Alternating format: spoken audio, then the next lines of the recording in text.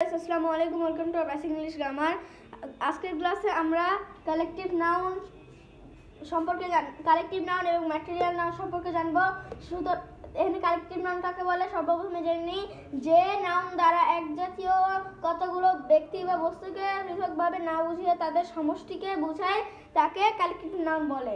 যেমন army, family, club, team, class. মানে আমরা আগের ক্লাসে কমন নাউন সম্পর্কে জেনেছিলাম। কমন নাউন হতেছে যে নাউন দ্বারা কোনো ব্যক্তি বা বস্তুর নাম না বুঝিয়ে তাদের পৃথকভাবে তাদের সাধারণ নাম বুঝায় তাকে কমন নাউন বলে। এখানে পৃথকভাবে না বুঝিয়ে তাদের এবং তাদের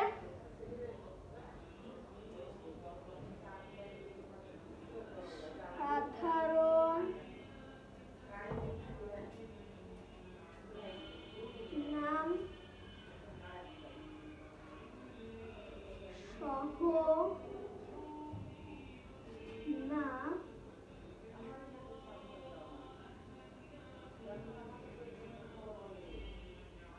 বুঝিয়ে কি লিখছি, যে নাম দ্বারা এক জাতীয় কতগুলো ব্যক্তি বা বস্তুকে পৃথকভাবে না বুঝিয়ে এবং তাদের সাধারণ নাম সহ না বুঝিয়ে তাদের সমষ্টিকে বোঝায় তাকে কালেকটিভ নাউন বলে। তাদের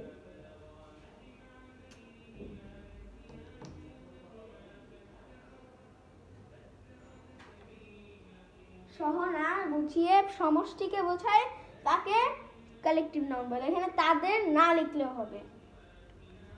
অর্থাৎ এখানে কিন্তু মানে ফ্যামিলিকে ধরা যাক, ফ্যামিলিতে কে কে বাস করে, তোমার বাবা, তুমি, তোমার ভাই অথবা বোন, এরকম এদের সবাইকে একসাথে বুঝিয়ে একটা ফ্যামিলিকে তৈরি করা হয়েছে।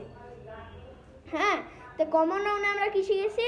একটা মানুষের নাম মানে তার যে প্রাপ্ত নামটা আছে, মানে যেমন আমার নাম হচ্ছে ওমর আলী, তা আমাকে না আমার নামটা না বুঝিয়ে আমার সাধারণ নাম মানে মানুষ, হ্যাঁ, এইটা বোঝালো তাকেই হচ্ছে কালেকটিভ নাউন বলে, তাকে কমন নাউন বলে। কিন্তু এখানে সকল কিছুকে একসাথে বুঝিয়ে তাদের সমষ্টি মানে একসাথে বুঝায় তাকে কালেকটিভ নাউন বলে। যেমন army, family, club, team, class. একটা আর্মিতে অনেকগুলো সেনাবাহিনী থাকে না, এরপরে ফ্যামিলিতে একের বেশি মানুষ থাকে, এরপর ক্লাবে তো অনেকগুলো মানুষ থাকে, এরপরে টিমে তো একটা টিমে সাধারণত 10-11 জন থাকতে পারে কমপক্ষে। এরপরে ক্লাসে তো অনেক মানুষ থাকে, যেমন টিচার, অনেকগুলো স্টুডেন্টস, এরকম। তো কালেকটিভ নাউন হয়তো আমি বুঝাতে পেরেছি। যদি কেউ বুঝতে না পারো তাহলে ভিডিওটাকে আবার টেনে নিয়ে বুঝতে পারো। এরপরে ম্যাটেরিয়াল নাউন, যে নাউন দ্বারা কোনো পদার্থের নাম দ্বারা কোনো পদার্থের নাম বুঝায় তাকে, যা গণনা করা যায় না কিন্তু ওজন করা যায়, তাকে ম্যাটেরিয়াল নাউন বলে। যেমন ওয়াটার, মিল্ক, জুস, লাভা।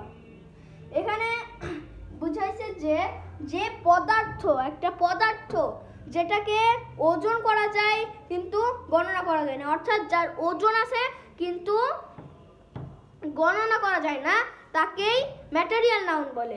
এখানে দেখাচ্ছে ম্যাটেরিয়াল নাউনের এক্সাম্পল হিসেবে কি দেখাচ্ছে, ওয়াটার এখানে ঠিকই আছে। এরপরে আরো একটা জিনিস দিতে পারো,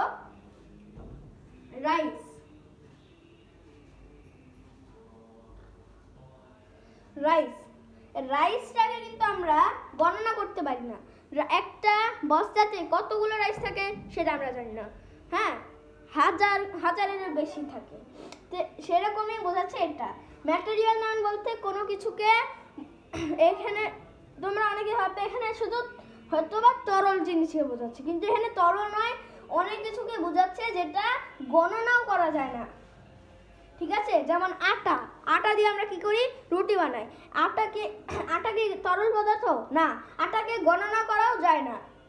এরপরে এখানে পানিকে তো গণনা করা যায় না। হয়তো বা তোমরা বলবে যে কেন পানিকে বোতলে ভরে তো গণনা করা যায়, একটা বোতল, দুইটা বোতল, কিন্তু এরকম না।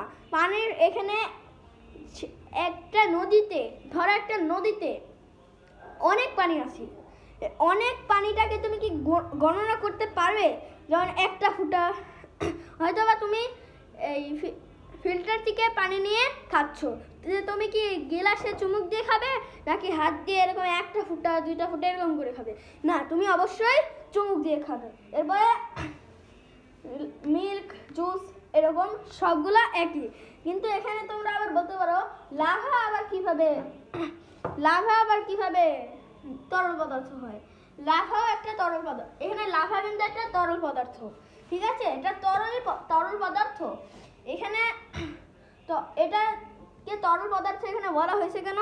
এটা কিন্তু আগুনেরই একটা অংশ, লাভা হচ্ছে আগুনের একটা অংশ, কিন্তু এটা হচ্ছে একটা এক জাতীয় পানি যেটাকে ধরাই যায় না, মানে যদি একটু গায়ের সাথে লাগে তাহলে জিন্দা খালাস। আচ্ছা, যাই হোক, লাভা এই জন্য হচ্ছে একটা তরল পদার্থ। লাভা কিভাবে তরল পদার্থ সেটা বোঝানো যাচ্ছে না।